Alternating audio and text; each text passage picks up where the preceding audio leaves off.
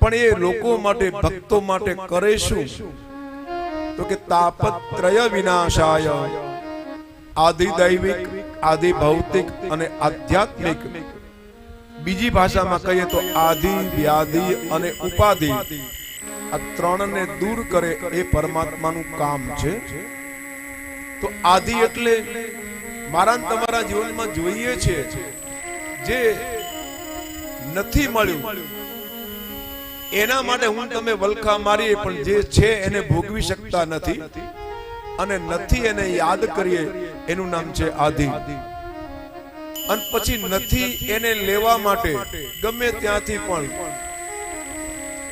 આગુ પાછું કરીને પણ ખૂટતી વસ્તુ આપણે લાવીએ, પછી એ વસ્તુ લાવ્યા પછી પાછું કોઈ તોડી ન નાખે, કોઈ ફોડી ન નાખે, કોઈ લઈ ન જાય, એટલે એ વસ્તુને સાચવવામાં આપણી ઊંઘ હરામ થાય. એ આદિ, પછી વ્યાધિ, અને પછી વસ્તુ આપણા ઘરમાં ફ્રીજ હોય પણ ડોક્ટર કે તમારે સહેજ પણ ઠંડુ પીવાનું નહીં, ખાવાનું નહીં.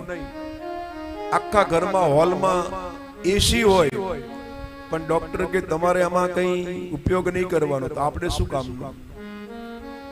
આપણા ઘરમાં ફ્રીજ હોય, ફ્રીજમાં અલગ અલગ બધી જ મીઠાઈઓ કિલોના પેકેટ પડ્યા હોય પણ ડોક્ટર કે તમારે આમાંથી ઘેજ પણ ગળું ખાવાનું નહીં, તો એ પેકેટો આપણે શું કામના? એટલે એ વસ્તુમાંથી પાછા પૈસાદાર હોય, આપણે આપણો મોભો તો બતાવવો જ પડે.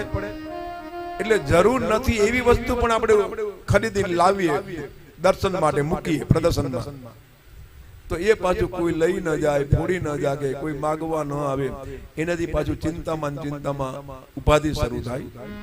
અથવા ના પાડી હોય છતાં એ વસ્તુનો ઉપયોગ કરીએ તો પાછો વ્યાધિ, રોગ ઉત્પન્ન થાય. તાપત્રય વિનાશાય શ્રી કૃષ્ણાય વયમ નમઃ. અમે બધા જ ભગવાન પરમાત્મા સતચિત અને આનંદ સ્વરૂપ એવા નારાયણને બધા જ સમૂહમાં અમે પરમાત્માને વંદના કરીએ છીએ, પરમાત્માને નમસ્કાર કરીએ છીએ.